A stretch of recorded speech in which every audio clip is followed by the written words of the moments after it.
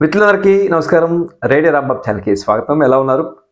ఇవాళ 1966 సంక్రాంతికి వచ్చేటువంటి 2 సినిమాల గురించి మాట్లాడుకుందాం. ఒకటేమో రవీంద్ర ఆర్ట్ పిక్చర్స్ వారి 'జమీందార్'. ఇంకో సినిమా ఏమో మోడర్న్ ఆర్ట్ థియేటర్స్ వారిది 'మొనగాళ్లకు మొనగాడు'. 'జమీందార్' సినిమా 1966 జనవరి 7న విడుదలైతే కరెక్ట్గా వారం రోజుల తర్వాత జనవరి 14న విడుదలైంది 'మొనగాళ్లకు మొనగాడు'. ఈ 2 సినిమాల్లో ఏది బాగుంది, ఏది హిట్ అయింది అనేటువంటి కంపారిజన్ చేస్తే నిజానికి 'జమీందార్' సినిమా ఏమో 'కరేడ్' అనేటువంటి ఒక ఆంగ్ల చిత్రానికి అనుకరణ. అంటే ఆ కథలో మెయిన్ పాయింట్ తీసుకుని చేశారు. ఆ కథని ముల్లపూడి వెంకటరమణ రాశారు. అదే 'మొనగాళ్లకు మొనగాడు' ఉస్తాదోంకి ఉస్తాద్ అనేటువంటి హిందీ సినిమా ఆధారంగా తమిళంలో మొదట తీస్తే మళ్ళీ తమిళం తర్వాత తెలుగులో తీశారు. ఇలా 2 సినిమాలు, ఒకటి రీమేకు, ఒకటేమో ఫ్రీమేకు అని చెప్పి అనుకోవచ్చు. ముందుగా 'జమీందార్' సినిమా గురించి మనం చూస్తే ఈ సినిమా కూడా కథాంశం ప్రధానంగా 2వ ప్రపంచ యుద్ధంలో డబ్బు రవాణా చేసేటువంటి ఒక బాధ్యత తీసుకున్నటువంటి 4 సైనికులు ఆ డబ్బును కొట్టేసి శత్రుపక్షం వాళ్ళు దోచుకుపోయారని చెప్పటం, ఆ డబ్బును తర్వాత ఎక్కడ దాచారు, దాన్ని ఎలా పంచుకునే ప్రయత్నంలో ఒకళ్ళ మీద ఒకళ్ళు పై ఎత్తులు వేసుకోవటం అనేటువంటి కథలో హీరో ఒక అల్లరి చిల్లరిగా తిరిగేటువంటి పాత్ర. అతను ఈ 4లో ఒకడైనటువంటి నరహరి, అంటే ముదిగొండ లింగమూర్తి పాత్ర వేశారు. ఆ నరహరి డాటర్ని, కూతుర్ని ప్రేమించటం, అతను ఒక రేడియో మెకానిక్ గానో ఇవన్నీ అబ్జర్వ్ చేయటం, ఈ పై ఎత్తులు ఛేదించి అందరూ కూడా ఆ డబ్బుని ఎలా స్వాధీనం చేసుకోవటం అనేటువంటి అంశం మీద నడుస్తుంది. ప్రధాన విలను సాఫ్ట్గా ఉండేటువంటి తేనె పూసిన కత్తి లాంటి విలను నాగభూషణం పోషించారు. మిగిలిన పాత్రల్లో జోగిందర్ పాత్ర కొంచెం హిందీ మాట్లాడుతుంటుంది, అది మిక్కిలినేని. తర్వాత జేమ్స్ అనే పాత్రలో సత్యనారాయణ, తర్వాత నెల్లూరు కాంతారావు కూడా ఉన్నాడు.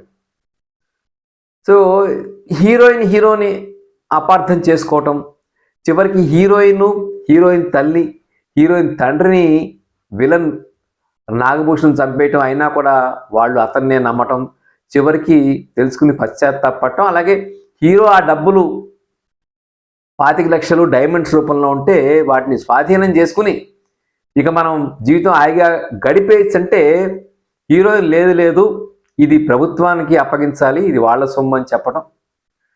అది అప్పగించిన తర్వాత అప్పుడు హీరో చివరిలో మీరు వెళ్ళి మా ఇన్స్పెక్టర్ గారిని కలవండి అని చెప్పినప్పుడు హీరోయిన్ లోపలికి ప్రవేశిస్తే ఆ ఇన్స్పెక్టర్ పేపర్ అడ్డంగా పెట్టుకుని చదువుతుంటే, సరే మీకు కనీసం మర్యాద లేదా అని ఏదో అన్న తర్వాత అప్పుడు ఆ పేపర్ తీసే అక్కినేని ఆ సిఐడి ఇన్స్పెక్టర్గా కనిపించడం, ఆ ఇన్స్పెక్టర్గా కనిపించడం, ఇది ఒక రకమైన ట్విస్టు.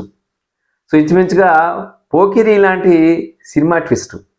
ఇది కథాంశం అయితే, ఒక విధంగా 'జమీందార్' చిత్రం ఒక మ్యూజికల్ హిట్గా చెప్పుకోవాలి. ఇందులో 3 పాటలు చాలా బాగుంటాయి. ఆ నవ్వుల కోసమే నేను కలలు కన్నాను, ఆ నడకల కోసమే నేను కలలు కన్నాను అనేటువంటి ఒక డ్యూయట్ చాలా పాపులర్. పలకరించితేనే ఉలికి ఉలికి పడతావు అనేటువంటి ఇంకో డ్యూయట్. తర్వాత నీకోసం వచ్చాను శేషగిరి బావ, నీ మాట శేషగిరి బావ అనేటువంటి ఒక పాట ఉంటుంది. అది చాలా పాపులర్ సాంగ్, రేడియోలో బాగా వినిపించే సాంగ్. ఈ 3 పాటలు కూడా నారాయణ రెడ్డి గారు రాశారు. సంగీతం చలపతిరావు గారు. ఆల్మోస్ట్ మీరు గమనిస్తే రవీంద్ర ఆర్ట్ పిక్చర్స్ అన్నిటికి కూడా చలపతిరావు గారే మంచి మ్యూజిక్ ఇచ్చారు. అంతకుముందు లక్షాధికారి కానీ, తర్వాత ధర్మదాత కానీ, ఈ సినిమా 'జమీందార్' కానీ, వీటన్నిటి కూడా ఆయనే మంచి మ్యూజిక్ ఇచ్చారు. రికార్డింగ్ కూడా బాగుంటుంది. తర్వాత మసూదన్ రావు గారి డైరెక్షన్. సినిమా అంతా స్పీడ్గానే ఉంటుంది. సినిమాలో లోపం అని చెప్పను కానీ నాకెందుకో అక్కినేనికి ఈ సినిమాలో సరైన గెటప్, అంటే ఆయన ధరించిన విగ్గు కానీ, ఆయన సూట్లు అలాంటివి కూడా కొంచెం ఆయన ఎందుకు లావ్ అయ్యారా ఈ సినిమాలో అనేటువంటి అనుమానం నాకు వచ్చింది. సో ఈ సినిమా జనవరి 7th వచ్చింది. కొంతమంది విమర్శించిన వాళ్ళు కూడా ఉన్నారు. అక్కినేని కృష్ణ చేయాల్సిన రోలు అక్కినేని చేసాడేమిటి అన్న వాళ్ళు కూడా ఉన్నారు. అయినా కూడా ఒక మాస్ సినిమాగా ఈ సినిమా ఆదరణ పొందింది. నాకు చిన్న అనుమానం ఇంకోటి ఏంటంటే, దీనికన్నా ముందు లక్షాధికారి వచ్చింది. లక్షాధికారి పెద్ద హిట్టా, జమీందారు పెద్ద హిట్ అనేటువంటి అనుమానం కూడా నాకుంది. సో ఇది జమీందారు చిత్ర విశేషాలు. ఈ సినిమాలో కామెడీ ట్రాక్ లాంటిది పెద్ద లేదు, కానీ కామెడీ ట్రాక్ నిజంగా చెప్పాలంటే కృష్ణకుమార్ తల్లి పాత్రలో సూర్యకాంతం వేశారు. అలాగే ఒక హనుమంత్ అని చెప్పి ఇంకో పాత్రలో రేలంగి వేస్తారు. వీళ్ళిద్దరే సినిమాలో కామెడీ పట్టిస్తారు. సూర్యకాంత్ గారు నిజంగా ఎక్సెల్ అయ్యారని చెప్పాలి. ఆవిడ చాలా బాగా చేసింది ఈ సినిమాలో. ఇప్పుడు మొనగాళ్లకు మొనగాడి సినిమాకి వద్దాం. మొనగాళ్లకు మొనగాడి సినిమా మోడర్న్ ఆర్ట్ థియేటర్స్ వాడి 102వ చిత్రం. నిజానికి వాళ్ళు ఈ ఉస్తాదంకే ఉస్తాద్ సినిమాని రామసుందరం ఈ modern art theatres producer father ఆయన చూసి ఈ సినిమా తీద్దాం అనుకున్నారు. అది 63లో వచ్చింది. తీద్దాం అనుకునే సమయంలో ఆయన పోయారు. ఆయన మరణిస్తే అప్పుడు ఆయన కొడుకు ఈ రామసుందరం ఆయన బాంబే వెళ్ళి ఈ రైట్స్ కోసం ప్రయత్నించినప్పుడు షేక్ ముక్తార్ అనేటువంటి ఆయన ప్రొడ్యూసరు, యాక్టర్ కూడా, ఆయన రైట్స్ ఫ్రీగా ఇచ్చేసి, అంతకుముందు ఆయన తీసిన ఇంకో సినిమా దో ఉస్తాద్ రాజ్ కపూర్తో చేసిన సినిమా, ఆ సినిమా రైట్స్ కూడా రామచంద్రన్ గారికి ఇచ్చేశారు. అలా ఉస్తాదంకే ఉస్తాద్ ఫస్ట్ తమిళంలో తీశారు. తమిళంలో అశోకను, జమినీ గణేష్, మనోహర్ వీళ్ళు నటించారు. ఈ సినిమా తమిళంలో మొదట బాగా హిట్ అయింది. తమిళంలో వేద సంగీతం చేశారు. తమిళంలో హిట్ అయిన తర్వాత ఆయనకి మోడర్న్ థియేటర్స్ సుందరం గారికి తెలుగులో కూడా చేస్తే బాగుంటుంది అనిపించి తెలుగులో కూడా తీశారు. తెలుగులో ఆయనకి ఎస్డి లాల్ అంటే చాలా అభిమానం. అంతకుముందు తీసినటువంటి తర్వాత ముందు కానీ నేను మనిషి సినిమాకి కూడా ఆయన ఎస్డి లాల్కి అవకాశం ఇచ్చారు. ఈ సినిమాకి కూడా ఎస్డి లాల్కి అవకాశం ఇచ్చారు. SD Lal brother SS Lal ఈ సినిమాకి కెమెరా అంటే ఛాయాగ్రహణం చేశారు. మాటలు పినిసిట్ రాశారు. సంగీతం తెలుగులో కూడా వేదానే. సో ఈ సినిమా ఇంకొక ప్రత్యేకత ఏమిటంటే, కత్తుల రత్తయ్య పాత్రలో వేసినటువంటి ఎస్వి రంగారావు ఈ సినిమాకి ఒక మూల స్తంభంగా నిలిచారు. ఆయన మొనగాళ్లకు మొనగాడు సినిమాకి.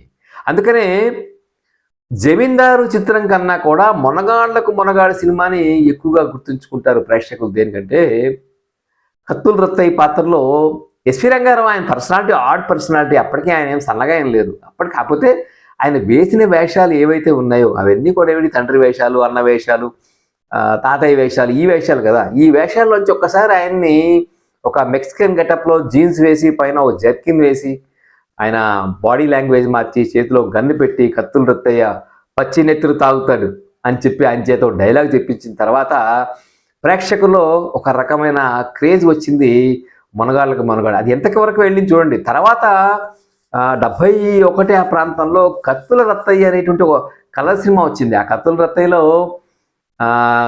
టైటిల్ రోలు ఎస్వి రంగారావు పోషించారు. తర్వాత కృష్ణ కూడా హీరోగా నటించారు. అంటే కత్తుల రత్తయ్య సినిమాకి ప్రేరణ మొనగాళ్ళకు మొనగాడులో ఉన్నటువంటి ఎస్విఆర్ క్యారెక్టర్ అనమాట.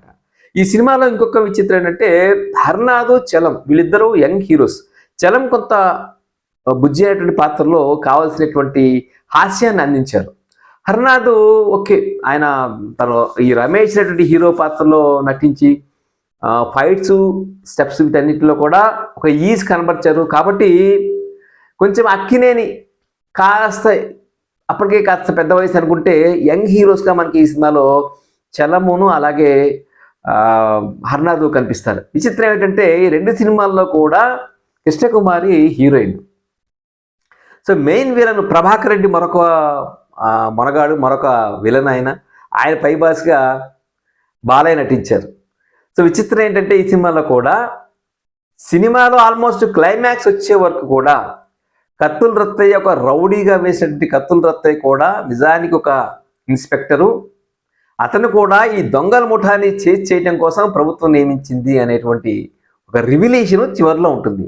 దాంతోపాటుగా ఈ దొంగల నాయకుడిగా వేసినటువంటి బాలయ్య కూడా, ప్రకాష్ రత్న పేరు, ఆ బాలయ్య కూడా చివరికి ఈ దొంగల ముఠా నాయకుడు అని తేలటం ఒక కొసమెరుపు. ఈ రెండు కూడా చివరిలో మనకు తెలుస్తాయి. ఇంకొక విషయం ఏంటంటే బాలయ్యని ఎందుకు తీసుకున్నారు అనేటువంటి ఒక ఆ రోజులో చర్చ అని అనను, కానీ బాలయ్యని తీసుకోవడానికి కారణం ఏంటనేటువంటి కారణం ఒకటి చెప్తారు. బాలయ్య ఈయనకి మోడర్న్ థియేటర్స్ రామసుందరం గారికి బాగా నచ్చాడు.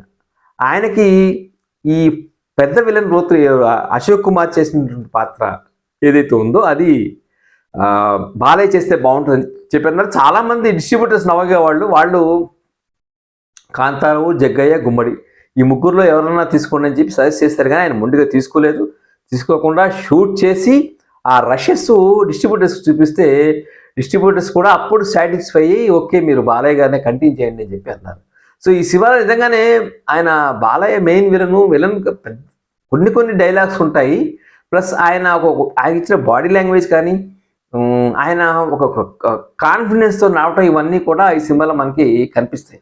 దాని ప్రధాన కారణం ఎస్డి లాల్ గారు ఎప్పటికప్పుడు ప్రతిరోజు సాయంత్రం ఆయన చేత నెక్స్ట్ డే సీన్ని చాలా సేపు ఆ డైలాగ్స్ అన్ని చెప్పించి దాంతోపాటుగా రిహార్సల్స్ చేయించి ఇవన్నీ చేయించేవాళ్ళ.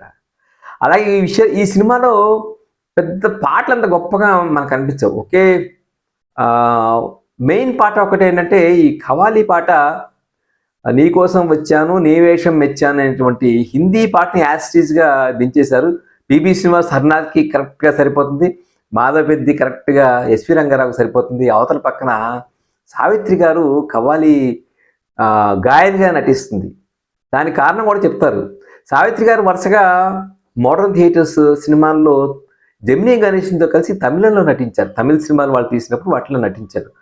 ఆ గౌరవంతో ఆవిడ ఈ ఖవాలీ గాయన్గా వేయడానికి ఒప్పుకున్నట్టు ఆవిడ బ్రహ్మాండమైన ఎక్స్ప్రెషన్స్ ఇస్తారు. ఆ పాటలో బహుశా ఎస్వి రంగారావు, హరినాథ్ వీళ్ళిద్దరికి కూడా చక్కగా ఖవాలీ పాడేవాళ్ళగా గెటప్ ఇచ్చి వాళ్ళు కూడా జీవించామా అన్నట్టుగానే నటిస్తారు. ఈ సినిమాలో లోపాలు లేవంటే ఉంటాయి. ఫర్ ఎగ్జాంపుల్ ఎస్వి రంగారావు గారి డూప్స్ చాలా చోట్ల వాడారు. ఆ డూప్స్ అని తెలిసిపోతాయి మనకి, ఇప్పుడు తెలిసిపోతాయి. కాకపోతే ఏంటంటే సినిమా చకచకా నడుస్తుంది. మొదటి సినిమా జమీందారు పూర్తిగా క్రైమ్ సినిమా కాదు, అది సోషియల్ క్రైమ్ అనుకుంటే ఇది పూర్తి క్రైమ్. అయితే ఈ సినిమాలో కృష్ణ చేస్తే బాగుండేదే, ఒక హరినాథ్ పాత్ర ఇంకెవరి పాత్ర అని చెప్పి అనిపిస్తుంది. కానీ అలాగే బాలయ్య బదులు జగ్గయ్య, కాంతారావు, గుమ్మడి వీళ్ళల్లో ఎవరు నటించినా బాగుండేదా ఇవి. కానీ ప్రేక్షకులు యాక్సెప్ట్ చేశారు, ఆ సినిమాని హిట్ చేశారు.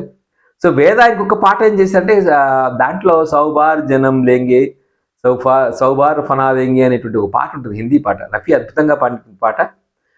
ఆ పాట తెలుగులో నాలోనే నీ ఉన్నావు నీలోనే నేనున్నాను అనేటువంటి నారాయణ రెడ్డి గారు రాసిన పాట. ఆ ఖవాలీని కూడా ఆయనే తెలుగులో రాశారు. అలా మనగాళ్లకు మనగాడు ఒక గమ్మత్తైనటువంటి చిత్రంగా మిగిలిపోతుంది. ఒక సంబరాల రాంబాబులో ఎస్వి రంగారావు ఏ విధంగా ఒక స్పెషల్గా కనిపిస్తారో మనగాళ్లకు మనగాడిలో ఒక కరడుగట్టిన రౌడీగా, అందరూ భయపడే రౌడీగా ఎస్విఆర్ చాలా మెప్పించారు. ఆయన డైలాగ్ చెప్పే విధానం కానీ, మెయిన్ డైలాగ్ చెప్పే విధానం, ఒక నిర్లక్ష్యం, ఒక కేర్లెస్నెస్ ఆ పాత్ర స్వభావంలో చూపిస్తున్న దాంట్లో సక్సెస్ అయ్యారు. ఇద్దరు యంగ్ హీరోస్ అప్పట్లో హర్నాథు చలం వల్ల కూడా ఆ సినిమా బాగా నిలబడింది. కృష్ణకుమారి 2 సినిమాల్లో హీరోయిన్గా నటించి మెప్పించింది ఆవిడ కూడా నిజం చెప్పాలంటే. ఇది సంక్రాంతికి 60 ఏళ్ల క్రితం వచ్చిన సంక్రాంతి చిత్రాల్లో శ్రీకృష్ణ విజయం అదొక పెద్ద లెవెల్. అది ఆ సినిమా గురించి మనం విడిగా మాట్లాడుకున్నాం ఆల్రెడీ. ఈ రెండు ఒక సోషియో క్రైమ్ చిత్రాన్ని మాత్రమే కంపేర్ చేస్తున్నాను. మొనగాళ్ళకు మనగాడు ఒక చిన్న చిత్రం కానీ పెద్ద విజయాన్ని సాధించింది. జమీందారు పెద్ద చిత్రమే, అది కూడా పెద్ద విజయాన్ని సాధించింది. రెండిట్లో ఏది బాగున్నాయి అంటే రెండు ఆల్మోస్ట్ ఈక్వల్గా ఉన్నాయి. ఇదే బాగుంది అని చెప్పడానికి లేదు, కానీ బట్ జనం నాకు తెలిసి మొనగాళ్ళకు మొనగాడు కేవలం ఎస్వి రంగారావు వలన ఎక్కువ ఆదరించారని చెప్పి నేను అనుకుంటాను. ఇది ఈ 2 సినిమాలని పోల్చి చూసినప్పుడు నాకు అనిపించినటువంటి కొన్ని విషయాలు మీతో షేర్ చేశాను. మీరేమనుకుంటున్నారు కూడా తప్పకుండా మీరు కామెంట్స్లో తెలియచేయండి. ఈ వీడియో మీకు నచ్చితే లైక్ చేయండి, షేర్ చేయండి. రేడియో రాంబాబు ఛానల్కి సబ్స్క్రైబ్ చేయండి. నమస్కారం.